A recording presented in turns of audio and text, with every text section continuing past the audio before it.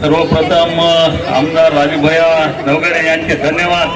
ते आमच्या प्रभागामध्ये कुठंच काम ठेवलं नाही त्यांनी, आणि जे काय राहिले ते अंडरग्राऊंड ड्रेनेज हे ते सगळेच काम भयान हातावर घेतलेले आहेत. त्याच्यामुळं बाकीच्याचं धन्यवाद करण्यापेक्षा भयाचं धन्यवाद करतो. जय हिंद, जय महाराष्ट्र. धन्यवाद पवार साहेब. आज जो काही गडबडीत जे आपलं होत आहे म्हणजे चांगली गोष्ट आहे. पाऊस बी पडायला आहे, पावसाची आवश्यकता आहे. हे रात्री सहसा दिवसा उद्घाटन होतात, मात्र हे रात्री उद्घाटन होण्याचा एक दृष्टिकोन हे होता की बाबा एवढं सुंदर गार्डन झालेलं आहे. दिवसात तर प्रत्येकच उद्घाटन होतं, मात्र रात्री पाऊस बी असला तरी मी काल भैयाला म्हणलं आपण रात्री ठेवतात म्हणजे जेणेकरून त्याचं लोकेशन वगैरे सगळं चांगलं वाटेल म्हणून हे केलं.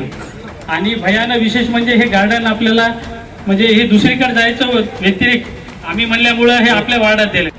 तशी आपण त्यांच्या मागेच आहेत आणि ते आपल्या मागे आहेत. त्याच्यामुळे आपल्याला काही नाही बिंदास आहे. म्हणजे कसं आहे 2011 पासून मी सत्तेतल्याच नौकासोबत आहे.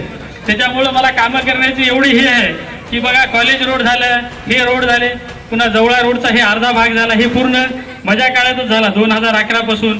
तुमचे जॉगिंग ट्रॅक असो हे असो. त्याच्यामुळं मी सत्तेत गेल्यामुळं मला पहिलेपासून पैसा हे खेळता राहिला. त्याच्यामुळं आपल्या गार्डन हे जे करण्याचं भाग्य मिळालं जवळपास हे 80 लाखाचं गार्डन. याच्या व्यतिरिक्त अजून आपण विद्यानगर याच्यामध्ये पुढच्या भविष्यात टाकूत.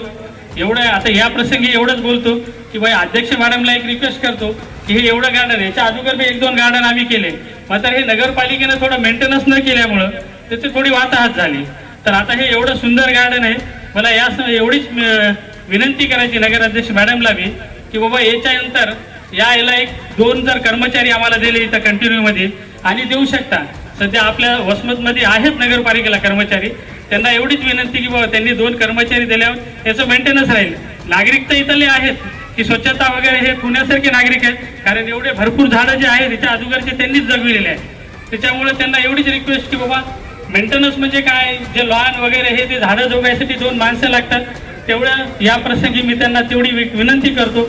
आणि दुसरी एक विनंती लेडीजला करतो. इथल्या गार्डन वगैरे त्याच्यात फुले आहेत बघा, आता बी फुलाची झाडे आहेत.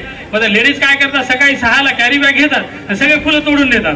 म्हणजे माझं एवढंच म्हणणं आहे की ती गार्डनची शोभा आहे त्या झाडाला फुलाने शोभा आहे, आणि ते जर फुलं राहिले तर त्या गार्डनची शोभा आहे. नाही तर ते कॉलेज रोड सारखे सकाळी 6ला आले की सगळे फुलं गायब. तसं मी सगळ्यांना रिक्वेस्ट करतो आणि 2 शब्द बोलण्याची संधी दिली त्याच्यामुळे धन्यवाद.